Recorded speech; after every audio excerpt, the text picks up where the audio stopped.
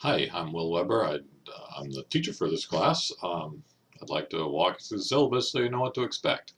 This is Math 151, Calculus 1, online section 1 here.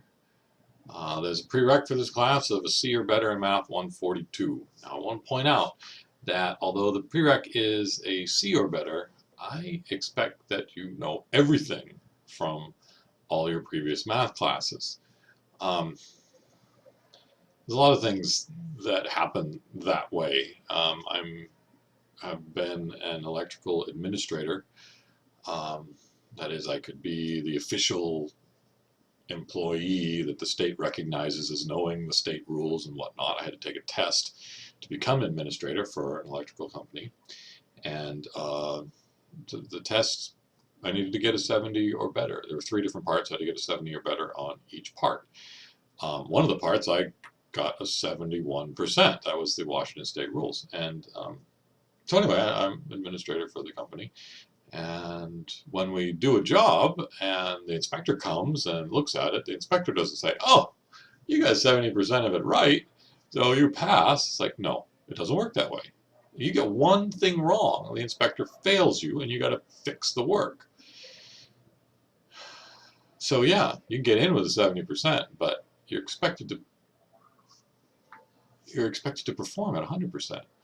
And it's similar here. I mean, we're going to use every scrap of algebra you have ever learned. This is calculus. That's what we do. So if you have holes in your algebra or your trig, then let's fill them in. I'm more than happy to help get people up to speed on stuff that they're shaky on. Just ask. Just ask. So anyway, this is of course WAMAP. You've already made it here. Course number 9786, enrollment key 151. I am Dr. William T. Weber. You can just call me Will. My office is on the Whatcom Community College campus, Laidlaw Center, room 221. Just because you're an online student doesn't mean you can't come see me face to face in my office. I'm more than happy to help people. I like it when people come and get help. So that's the place, LDC 221. I have, when I'm in my office, I'll also be in my online office. It's at this link here. It's a learning environment place. Actually, let me see if I can pull it up. And you can see what it looks like. There's a spot for video that can be made bigger or smaller. So I can turn my video on. If you have a camera, you could put yours in too. There's a place for chat down here. There's a whiteboard to draw on. Anyway, it's a good environment to be able to do math from a distance. So if you can't come into my office, please find me in my online office. If you think I should be in my online office and I'm not there, then call my phone. Where's the phone? 360-383-3566, and say, "Hey, Will, I need some help, and I can either help you over the phone or having the ability to draw on that whiteboard is a good one." So so yeah, call me up and say, "Hey, get on your online office, and we'll both be logged in, and we can communicate that way." So yeah, I have to post official office hours, noon to 1, Monday, Tuesday, Wednesday, Thursday. I'm in my office essentially from about 8 in the morning till 1:30 when I have to go to my face-to-face class. So, stop in anytime. Give me a call, send me an email, tell me when you're coming in, or just stop in. If you find me, great. In an online class like this, you're going to get the most out of me if you ask questions. If you don't ask questions, I assume you know everything, and I don't need to say anything. So ask questions, get help. Email is also a good way of contacting me, wweber@whatcom.ctc.edu, or of course just use the messaging system within WAMAP. So here we go. The text that we're using is Calculus Early Transcendentals, 7th edition by Stewart. We'll be using the same text for Calc 1, 2, 3, and 4, so you get a bargain on this one. It's it's a math book. It's fairly expensive, but we use it for 4 classes. Anyway. In Calc 1, we'll cover chapters 2, 3, and 4. Topics include limits, derivatives, and applications of derivatives. Okay. The course outcomes, list of department approved outcomes. This is what we think you will learn by the time, actually not what you will learn, what you will be able to do by the time you get finished with this class. I can't tell what you learned, I can just tell what you can do, what you can show me. Anyway, if you're studying for a test or something, this might be a good list to look at for things that are going to be important to me that I might be testing on. So anyway, just a little heads up there. Okay, I got to give you a grade. So that grade's got to be based on something. So there's going to be some things I'm going to ask you to do. There's homework. There's two types of homework. There's homework that's within the content of each section as you scroll down each week and you open up the week's materials. There's the content block. And within the content block, there'll be some practice problems along with videos and whatnot. But the practice problems are for you to practice. WAMAP will give you instantaneous feedback as to whether you're right or wrong. You can take them, do the problems as many times as you want. It's not part of your grade. There's also, right here, there's a bunch of each section with problem numbers that you should do. Notice that 2n plus 1 is the description, is a sequence notation for all the odd numbers, because if n is an integer and 2 times n is an even integer and you add 1 to that, you get an odd integer. So these are the odd integers, and I'm saying do this for n less than 16. Notice that if n is 15, 15 times 2 is 30 plus 1 is 31. So you should do this section 2.2, the odds up to number 31. Again, this is, if I were teaching a face-to-face class, this is the homework I'd be giving you. It's the practice problems out of the book. It's not part of your grade, but it is how you're going to get good at it.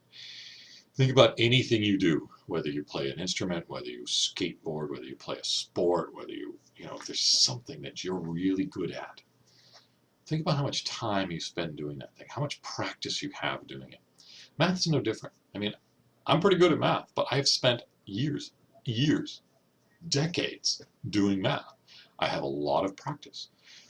At one point I was a student. I wasn't quite so good at it. I struggled with Calc 2, for instance, but I put in enough time and energy and learned how to do it. Now I got really good at it.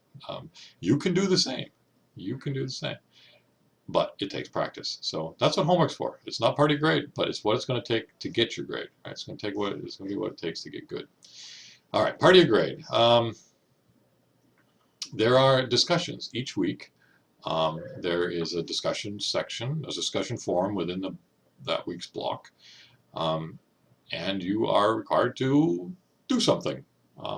Ask a question. You're working on one of the problems, either out of the book or on WAMAP, just post it. Say, hey, I'm working on this problem. I can't figure out how to do it, or maybe I got this far and now I'm stuck. Or, that's good. Maybe you read someone's question and you say, hey, I can answer that. I know how to do that. And so you answer the question for them. Maybe somebody's already answered all the questions and you have a problem that you thought you were kind of proud of your solution for, so post it. Say, hey, look at this problem and here's how I solved it.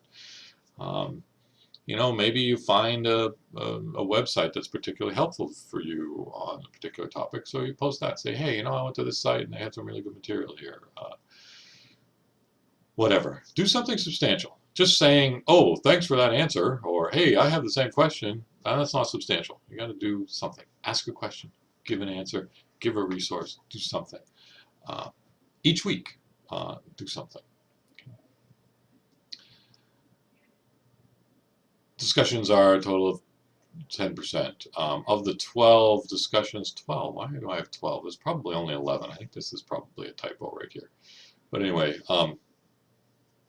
if you happen to miss one, I'll only count the top. I'll drop one. Right? Okay, then each week there is also a quiz. Not quite each week that we don't have one of the midterm exams. So anyway, there's quizzes. On Wednesday of each week it'll appear. You have until Sunday night at midnight, actually 11:59 WAMAP time. Right? Your clock may be a little different than WAMAP's clock, but the thing is it shuts off at midnight. Okay, at WAMAP, whatever WAMAP says is 11:59, that's when it shuts off. So there's no time limit. You can take as long as you want on it, other than you got to be done by Sunday night at midnight. You can get started, do a couple of problems, go away, come back, finish. You don't have to do it all in one sitting. And there'll just be a few problems related to stuff that we did that week. You do have, I don't have this on the syllabus, but you're allowed, now I can't remember, 1 or 2 late passes. I'll let you know for sure later. If you miss the deadline and it's still within 24 hours of the deadline, you can use one of your late passes and finish and do the quiz. Please note, the quizzes are to be done by yourself. No help. No help from others in the class. No help from, don't ask the questions on the discussion board. You're supposed to do them by yourself. Homework? Yeah, get all the help you want. Discuss them. Ask your questions. But the quizzes, you do them by yourself. Okay. Now, that's quizzes are total 30% of your grade. I will drop the lowest of those quizzes.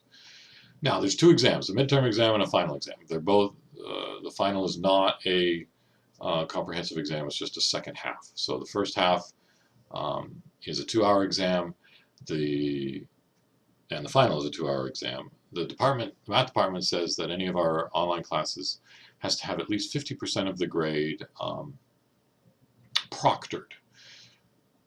So actually, this will be 60% of your grade because it's 30% for the midterm and 30% for the final. There will be 2 days. Let me scroll down to the calendar here. There were 2 days, May 14th and June 17th, that I will have a room reserved here on campus, 7 to 9 p.m. And so you get 2 hours to take the quiz. Actually, sorry, to take the test. Actually, I say 2 hours, but I don't ever cut people off for time. If you find that you need 3 hours, then I'm going to let you work for 3 hours. Generally, I figure it's a 2-hour test, and there's going to be some people done well under 2 hours. There's going to be some people that are a little over, but don't feel time pressure on those because I will not cut you off. Midterms, where were we? Midterms, there we go. Yes, you can use 1 sheet of notes on the midterm and on the final, 8.5 inches by 11 inches or smaller. Both sides are fine. Please bring your photo ID to the midterm and to the final because I don't see your faces, so I don't necessarily know who you are. So bring an ID like you're going to the testing center or something. I should point out that there are going to be people who, for one reason or another, can't make it on campus at that time. Just let me know. We will make individual arrangements as we need. For the most part, I find that most of the people can make it at that time, and then we'll just deal with the few cases that can't. That's fine. Yeah, so the midterm and the final are just 2 exams. Each is 30% of your grade. The total then will be calculated and grades assigned, letter grades assigned essentially in a 90, 80, 70 kind of thing, ABC. Now, at this point, I am going to stop this video because I'm about to run into 15 minutes, and that's as long as I can do on YouTube, and I will continue on the next one.